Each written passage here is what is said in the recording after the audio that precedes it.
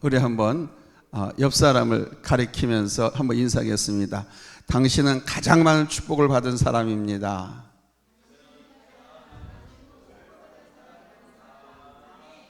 자기를 가리키면서 나는 가장 많은 축복을 받은 사람이다.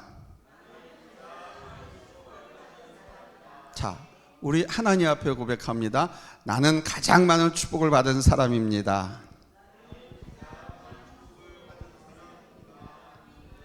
할렐루야. 사람은 지정의, 이성과 감정과 의지를 가진 인격체지요. 특별히 인간이 이 이성을 가졌다라고 하는 것은 우리 하나님의 놀라운 축복입니다. 다른 동물들은 이성이 없습니다. 동물들은 오직 힘과 감정으로 살아갑니다. 그러나 사람은 바로 이 이성을 통해서 감정을 다스리고 판단을 하고 행동을 합니다. 이 이성으로 사람들은 무엇이든지 개발하고 만들 수 있고 나아가 이 세상을 정복하고 다스릴 수 있게 되었습니다. 이 이성을 개발함으로써 사람들은 무궁무진한 일을 하게 되었고 사람이 갖고 있는 실제적인 힘보다 더 큰 힘을 발휘할 수 있게 되었습니다. 이것이 얼마나 큰 축복인지 모릅니다. 그런데 사람은 이 이성의 발달 때문에 교만해지고 말았습니다. 인간 스스로 할 수 있다고 생각했습니다. 인간이 신이 되어버렸습니다. 그런데 그것이 이젠 벽에 부딪히게 되었습니다. 한계를 느낀 것입니다. 그래서 신학자 폴 틸레이는 인간은 어쩔 수 없는 한계의 범주에 산다 이렇게 말했습니다. 그는 인간의 4가지의 한계에 대해서 이렇게 설명을 했습니다. 첫 번째 인간의 한계는 뭐냐? 시간의 한계라는 겁니다. 우리는 하루 몇 시간? 24시간. 그리고 우리가 살아가는 일생의 시간 안에 70년이든 80년이든 100년이든 내게 주어진 일생, 그 시간 안에 있을 뿐인 것이죠. 영원할 수가 없습니다. 두 번째는 공간의 한계입니다. 아무리 날고 뛰어봐야 제한된 공간 속에서 살아갈 뿐이죠. 세 번째는 인과율 안에서 원인으로 인한 결과에 쫓겨 살고 있습니다. 심는 대로 거두는 것입니다. 심지 않고는 거두지 못합니다. 심는 대로 걷습니다. 네 번째는 실체의 한계 속에서 살고 있습니다. 만물은 다 소멸하죠. 태어났다가 싹을 틔웠다가 떨어지고 죽습니다. 영원할 수가 없어요. 이것이 우리 인간의 한계입니다. 이런데 인간이 교만할 게 뭐가 있습니까? 우리의 이성과 힘은 바로 하나님으로부터 온다라는 사실을 우리가 알아야 됩니다. 우리 안에 한계가 있음을 알고 자기를 자랑하거나 나타내지 말아야 합니다. 구약성경 에레미야 9장 23절로 24절에서 말씀합니다. 같이 읽겠습니다. 시작. 여호와께서 이와 같이 말씀하시되 지혜로운 자는 그의 지혜를 자랑하지 말라. 용사는 그의 용명을 자랑하지 말라. 부자는 그의 부함을 자랑하지 말라. 자랑하는 자는 이것으로 자랑할지니 곧 명철하여 나를 아는 것과 나 여호와는 사랑과 정의와 공의를 땅에 행하는 자인 줄 깨닫는 것이라. 나는 이 일을 기뻐하노라. 여호와의 말씀이니라. 지혜로운 자는 지혜를 자랑하지 말라고, 힘이 있는 용사는 그 용맹, 용스러움을 자랑하지 말라고 그럽니다. 근데 자랑하라는 것이 있어요. 뭡니까? 명철해서 하나님을 아는 것. 하나님을 아는 걸 자랑하라는 거예요. 하나님은 사랑과 정의와 공의를 땅에 행하는 분이라는 것을 알라는 겁니다. 아멘. 여기 지혜와 힘과 부를 자랑하지 말라, 이 말씀은 인간 자체를 자랑하지 말라는 겁니다. 인간 자체가 뭡니까? 인간이 의지할 수 있는 모든 영역, 그게 재물이든 땅이든 권력이든 아들, 딸이든 그 무엇이든지 간에 인간이 의지할 수 있는 그 어떤 것도 자랑하지 말라. 그렇게 말씀하고 있습니다. 사실 인간이 의존할 수 있는 그 모든 것은 인간이 자랑할 것이 못 됩니다. 오직 우리는 하나님을 의지하고 하나님만을 의뢰하며 살아야 합니다. 특별히 우리 그리스도인들은 이 땅에서 하나님 나라의 삶을 사는 사람들입니다. 하나님의 일을 하고 하나님 나라를 증거하면서 말입니다. 이 과정에서 우리에게 필요한 것은 이성의 능력이 아니라 그 지식과 경험이 아니라 오직 성령의 능력으로입니다. 아멘. 성령으로 우리는 하나님의 은혜를 알게 되는 거예요. 성령으로 하나님의 진리를 깨닫게 되고 성령의 능력으로 말씀을 가르치고 증거하게 되는 것입니다. 성령의 능력으로 하나님 나라의 일을 보고 하나님 나라의 일을 알고 또 하나님 나라의 일을 하는 것입니다. 내 힘으로가 아니라 하나님 성령으로. 오늘 본문이 바로 우리에게 이것을 명확하게 보여주고 있습니다. 성령님께서 무엇을 하시는지, 성령님이 왜 계시는지. 첫째, 성령님은 바로 우리로 하여금 하나님의 은혜를 알게 하십니다. 본문 12절에서 말씀합니다. 이는 우리로 하여금 하나님께서 우리에게 은혜로 주신 것들을 알게 하려 하십니다. 하나님의 성령이 하나님께서 우리에게 은혜로 주신 것들이 있다는 거예요. 근데 우리가 이걸 모르고 지내. 근데 성령을 받으면, 예수를 믿으면 성령님께서 이거를 알게 해주신다는 겁니다. 여러분, 은혜가 무엇입니까? 은혜라고 하는 것은 받을 자격이 없는 사람에게 주어지는 프레젠트, 선물을 말합니다. 내가 어떤 것을 받을 수 있는 자격이 있어서 얻는 것이 아니라 자격이 없음에도 불구하고 베풀어 주시는 거예요. 성경에서 말하는 은혜란 바로 예수님을 통해서 우리에게 주신 십자가의 구원과 영생의 은혜, 나아가서 이 땅에서 하나님의 영광을 위해서 살 수 있도록 베풀어 주시는 은사들을 말합니다. 하나님의 영광을 위해서 살아갈 수 있도록 우리에게 은사를 주셨는데 어떤 은사를 주시느냐? 이용수 너에게는 목사의 은사, 장로로, 권사로, 집사로. 아멘. 이 직분이 은사입니다. 이 직분이 축복입니다. 근데 우리는 이걸 잊고 삽니다. 권사가, 목사가, 집사가, 장로가 아이고 나는 하나님 앞에 은혜를 입지 못했어. 나는 은혜가 다 바닥이 났어. 아니 지금 장로인데, 권사인데 하나님께서 은사로 주셨는데 내가 은사로, 은혜로 살고 있다는 것을 까맣게 잊어버리고 살 때가 얼마나 많이 있는지 몰라요. 여러분, 하나님께서 내게 베풀어 준 이런 은사, 이 은혜를 어떻게 알 수 있을까요? 많은 저 이스라엘 땅 유대인들이 예수 그리스도를 만났습니다. 그들은 예수님이 부활하시고 승천하신 것을 다 목격했습니다. 그리고 예수님이 오시고 고난당하시고 십자가에 죽으시고 부활하시고 승천하신 그 의미에 대해서 제자들을 통해서 다 증거받았습니다. 그런데 그들 가운데 예수님의 오심과 죽으심, 부활, 승천에 하나님의 은혜가 담겨 있다는 것을 아는 사람들이 있었는가 하면 모르는 사람들이 있었습니다. 거기서 아는 사람들은 바로 성령 받은 사람들이요, 성령의 능력을 입은 힘 있는 사람들이었습니다. 성령께서 그들로 하여금 예수가 누구인지, 왜 오셨는지, 왜 십자가에 죽었는지, 왜 3일 만에 부활했는지, 승천하셨는지, 그러면서 왜 장차 너희들이 본 가운데 하늘 올려주신 분은 너희가 본 그대 다시 오시겠다고 하신 이 말씀, 그 의미를 깨달았습니다. 성령께서 깨닫게 해주셨어요. 알게 해주셨어요. 그래서 성령의 능력으로 예수님을 받아들이기 시작했고 믿기 시작했습니다. 그리고 증거했습니다. 이것이 중요한 거예요. 은혜를 알고 그 은혜를 받아들이면서부터 하나님의 사람이 된다는 것입니다. 하나님의 사람, 그는 먼저 은혜를 베푸는 그 실체를 알게 되죠. 은혜는 반드시 베푸는 실체가 있습니다. 내가 스스로 갖는 게 아니에요. 여러분 권사, 집사, 목사, 장로, 권사 여러분 스스로 가졌습니까? 그러니까 가짜지. 하나님께서 주신 겁니다. 은혜로 주신 겁니다.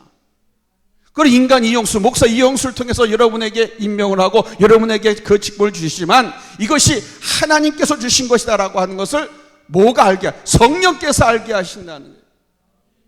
이것을 깨달은 사람은 그 직분에 충성을 합니다. 목숨을 겁니다. 그래서 승리하고 성공하고 행복한 삶을 사는 거예요.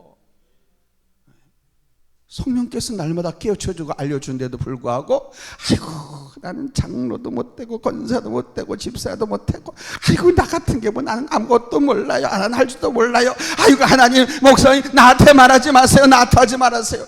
왜? 설교에서 맨날 같이 장로답게 살아라, 권사답게 살아라, 집사답게 살아라, 하나님의 자녀답게 거룩하게 성별되게 살라고 강권하니까 내가 장로대 권사대 집사인데 하나님의 큰 은혜를 받았음에도 불구하고 이걸 거부해. 나는 그런 사람이 아니라, 아니 내가 권사인데 장로대 집사인데 목사인데 하나님의 큰 은혜를 입은 사람인데.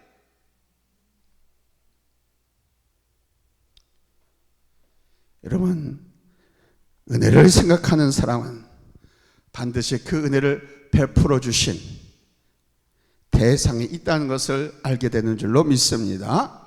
즉 이 말은 하나님을 안다는 이야기입니다. 그러니까 성령님께서 우리에게 가장 큰 은혜를 하나님께서 주셨다고 하는 것을 알게 역사하신다는 겁니다. 하나님의 사랑과 그 의를 알게 하시고 그 안에서 영생을 소망하면서 살아갈 수 있도록, 할렐루야, 이것이 은혜 아닙니까? 나 같은 죄인에게 구원의 은총을 베풀어 주시고 당신의 일까지 맡기셨어요. 권사로, 목사로, 장로로, 집사로. 사도 바울은 이것이 감사해서 나의 나됨은 하나님의 은혜로다 이렇게 고백했습니다. 내가 잘나서 된 것이 아니고 하나님의 은혜다. 내가 공부를 많이 했고 내가 성경 연구를 많이 했고 내가 전도를 많이 해서가 아니라 하나님의 은혜다. 은혜는 성령께서 알게 하시고 성령께서 고백하게 하는 것입니다. 그러나 믿음 없는 사람들, 세상 사람들은 이것을 알지 못합니다. 성령이 아니고서는 십자가의 비밀, 또 그 십자가의 은혜의 깊이, 넓이, 길이, 높이를 알 수가 없습니다. 성령께서 알게 하셔야 하나님께서 우리에게 베풀어 주신 모든 것이 은혜인 줄 알고 하나님 앞에 감사하고 고백하게 되는 거예요. 저 미국 뉴욕대학 부속병원 재활센터에 한 벽에 이런 글이 붙어 있습니다. 큰 일을 이루기 위해 힘을 달라고 하나님께 기도했더니 하나님은 겸손함을 배우라고 연약함을 주셨습니다. 많은 일을 해낼 수 있는 건강을 달라고 기도했더니 하나님은 보다 가치 있는 일을 하라고 병을 주셨습니다. 행복해지고 싶어서 부요함을 구했더니 하나님은 지혜로워지라고 가난을 주셨습니다. 세상 사람들의 칭찬을 받고자 성공을 구했더니 뽐내지 말라고 하나님은 실패를 주셨습니다. 삶을 누릴 수 있게 모든 것을 갖게 해달라고 기도했더니 하나님은 모든 걸 누릴 수 있는 삶 그 자체를 선물로 주셨습니다. 구한 것 하나도 주시지 않았지만 하나님 내 소원 모든 것을 들어주셨습니다. 하나님의 뜻을 따르지 못하는 삶이었지만 내 마음속에 진작에 표현 못한 기도는 모두 들어주셨습니다. 나는 가장 많은 축복을 받은 사람입니다. 내가 꿈꾸는 것이 현실로 이루어지지 않았지만 돌이켜보면 하나님은 다 들어주셨고 엄청난 것을 주셨고 큰 것을 주셨습니다. 더 큰 능력도 주셨습니다. 나는 그것을 구할 자격도 없고 받을 능력이 없음에도 불구하고 하나님은 나의 기도를 들어주셨고 나는 더 큰 것을 받았습니다. 할렐루야, 할렐루야. 우리는 이렇게 하나님의 큰 은혜를 갖고 있는 거예요. 여러분 돌이켜 생각해 보십시오. 여러분 안에 계신 성령께서 반드시 깨닫게 해주실 것입니다. 성령께서 여러분이 받은 그 은혜를 알게 해주시고 그 은혜를 하나님께 고백하고 감사하게 할 줄로 믿습니다. 두 번째로 성령 하나님께서는 가르치신 것으로 우리로 일하게 하십니다. 본문 13절에서 말씀합니다. 우리 한번 같이 읽겠습니다. 찾았으면 아멘 합니다. 합독합니다. 시작. 우리가 이것을 알거니와 사람의 지혜가 가르친 말로 아니하고 오직 성령께서 가르치신 것으로 하니 영적인 일은 영적인 것으로 분별하느니라. 아멘. 사도 바울은 자신이 복음을 전하고 가르친 것은 성령으로 말미암아 되어진 것이라고 고백하고 있는 겁니다. 그는 위대한 석학이었습니다. 로마 황제도 알고 있을 정도로 명성이 자자했던 석학이었습니다. 로마 시민권을 갖고 있는 부자였습니다. 아버지죠 조상적부터 로마 시민권을 갖고 있었어요. 그러면서도 유태인 중에 유태인이었어요. 그런 그가 얼마나 설교를 잘했겠습니까? 얼마나 말씀을 잘 전했겠습니까? 그런데 그가 말합니다. 내가 가르치고 전한 모든 것은 내가 한 것이 아니라 성령으로 말미암은 것이다. 그렇습니다, 여러분. 성령은 진리의 영이십니다. 따라서 진리를 가르치고 깨닫게 하시는 겁니다. 우리가 말씀을 깨닫는 것은 내 지식과 내 경험으로 깨달아지는 것이 아니에요. 성령께서 나로 하여금 깨닫도록 인도해 주시는 거예요. 감동시키시는 거예요. 아멘. 간혹 저는 이런 경험을 합니다. 성경을 읽을 때 어떤 때는 정말 따분한 내용이 뭐 한 장도 아니고 두 장 계속 이렇게 길게 소개되는 그런 성경이 있습니다. 또 뭐 마태복음이나 또 구약의 어느 성경을 들어가면 계속 그 인물들, 성경 인물들 이름만 계속 이게 뭔 의미가 있는가? 어떤 분이 의미가 없는 것 같아요. 별 볼일 없는 밋밋한 뭐 그런 내용이 계속 전개되니까 그럴 때는 그냥 넘겨. 이거 안 읽어. 또 성경을 몇 번씩 읽다 보니까 그냥 이 부분 통과. 뭐 그럴 때가 참 많이 있습니다. 그런데요, 제가 왜 성경에 하나님께서 이런 것을 기록해 놓으셨을까? 66권 1189장에 왜 이런 성경에 어떤 것도 의미 없이 기록된 게 없거든요. 그래서 하나님 앞에 기도합니다. 하나님, 뭘 내게 말씀하시려고 오늘 이것을 저로 보게 하십니까? 왜 이 말씀, 이 사건을 여기에 기록해 놓으셨습니까? 하고 묻습니다. 기도합니다. 그러면 하나님께서 거기에 엄청난 하나님의 비밀, 하나님께서 내게 가르쳐 주시고자 하는 뜻과 계획이 담겨 있는 것을 발견하게 됩니다. 보통 학자들이 많이 그렇게 하지요. 마치 거칠고 험한 밭을 갈다가 땅속에 묻히던 보물 항아리를 발견한 듯한 느낌, 그런 느낌을 받을 때가 있습니다. 성령께서 하시기 때문에 가능한 겁니다. 여러분, 신약성경 누가 누굴 낳고 거기 이름만 나오는데 거기서 여러분 뭘 발견해내겠습니까? 그러나 저는 여러분들에게 강론했죠. 그 이름이 거기에 있는데 무엇을 말하는지. 바로 그 문제를 갖고 하나님 앞에 기도하면 하나님께서 알게 해주셔요. 그 진리의 성령께서 또한 나로 하여금 가르치게 하고 말하고 전하게 하시는 겁니다. 성경을 가르치거나 복음을 제시할 때 성령이 충만한 사람들이 확신 가운데 가르치고 전하는 것은 바로 성령의 능력을 힘입었기 때문입니다.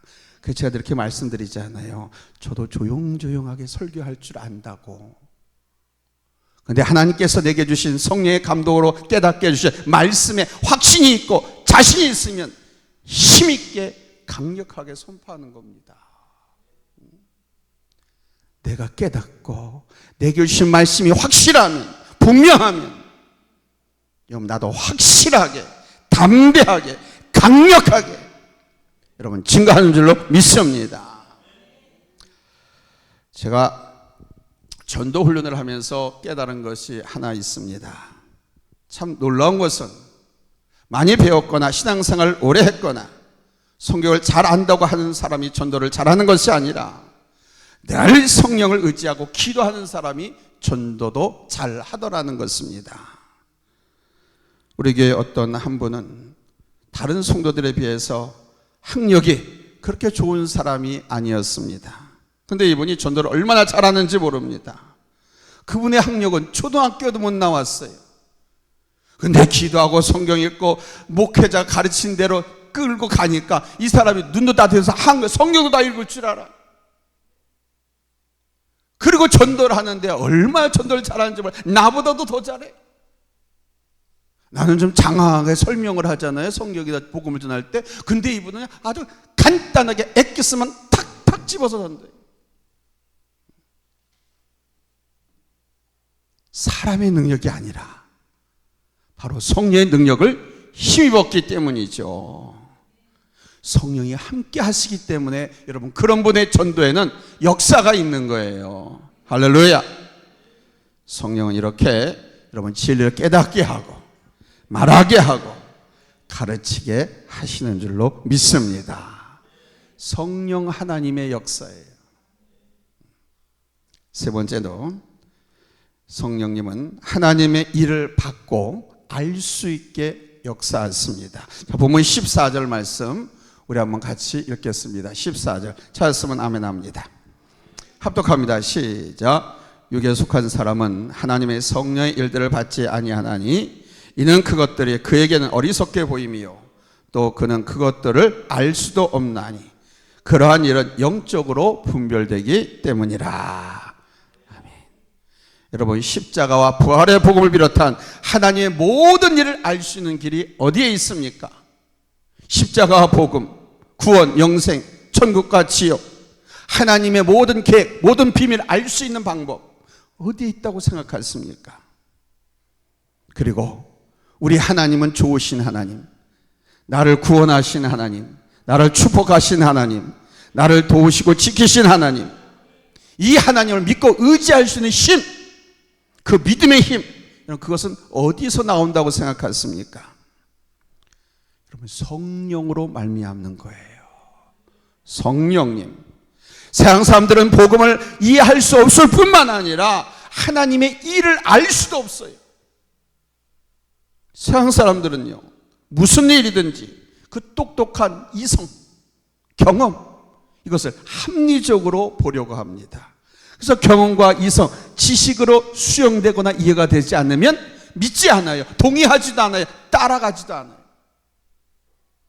이치에 맞게 생각하려 하고 경험되어진 범위 안에서, 입증되어진 범위 안에서만 생각하기 때문에 그렇습니다. 그러나 여러분, 성령님께 사로잡힌 사람은 하나님의 일을 볼 수 있는 줄로 믿습니다. 하나님의 음성을 듣게 되는 줄로 믿습니다. 그래서 하나님의 일도 하게 되는 거예요. 하나님께서 하신다, 하나님께서 하셨다는 것을 깨닫고 더욱 하나님 앞에 겸손하게 나오는 거예요. 하나님의 사람은 성령의 지시하심, 성령의 인도하심에 따라서 움직이는 겁니다.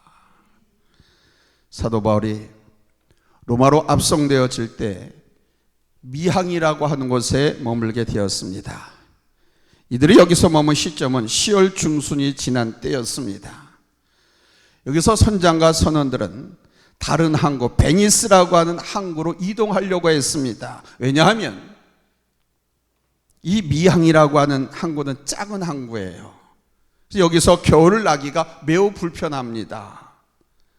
지중해 연안은 11월만 되면 이미 겨울철이 됩니다.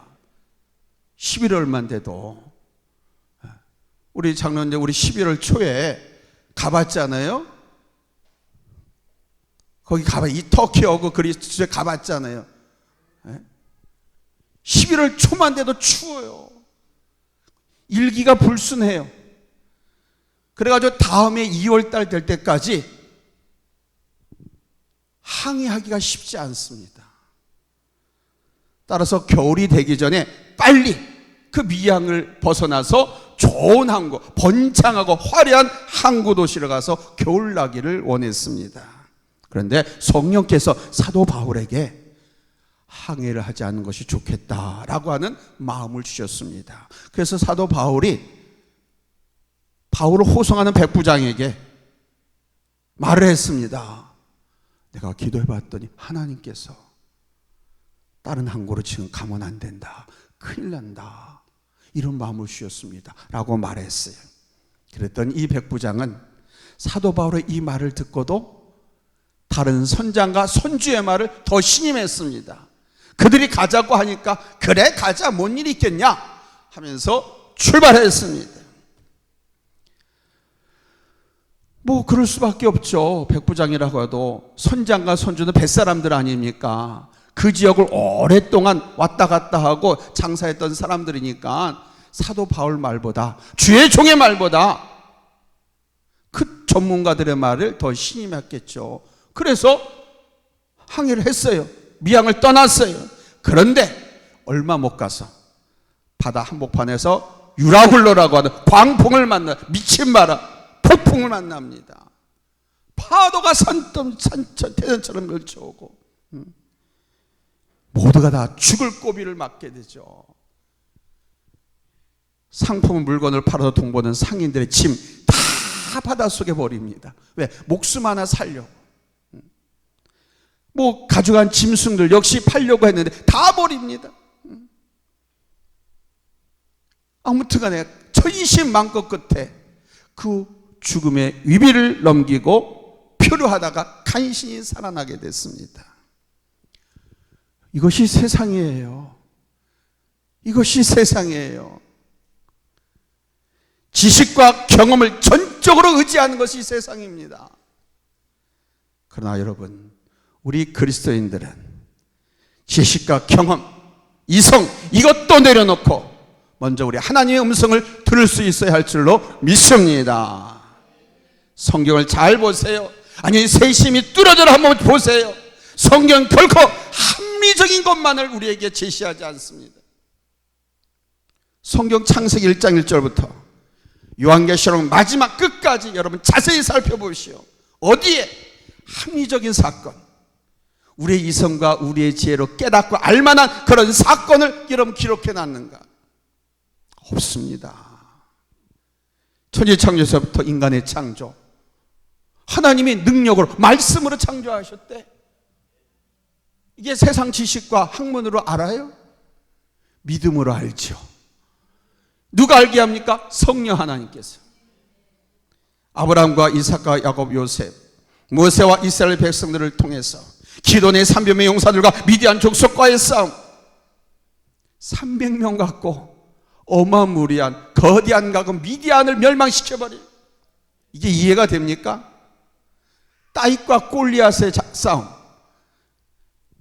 150cm 밖에 안 되는 15살 소년 다윗, 팔척장수 2m 90, 팔레세당 블레셋 적장 싸우는데 다윗이 물맷돌 하나를 가지고 골리앗을 쓰러뜨렸어요. 그래서 전쟁에 승리했어요. 이해가 됩니까? 믿어지죠? 이해는 안 돼도 믿어지죠? 아멘? 그게 성령께서 알게 하시는 거예요. 또 엘리야와 바알과 아세라 선지자 850명과 대결, 850대 1. 누가 이겼어요? 엘리야 선지자가 이겼어요. 850명을 죄다 그냥 단칼에다 거시겠어요. 아람과 이스라엘의 싸움, 예수님의 이적과 표적 기사, 십자가와 부활 승천, 또 초대교회 안에서 일어났던 그 수많은 이적과 표적 기사들, 여러분 그것을 우리 인간 이성으로 어떻게 설명할 수 있을까요? 우리는 성령을 통해서 그것을 볼 수 있고 성령을 통해서 알 수 있습니다. 아멘.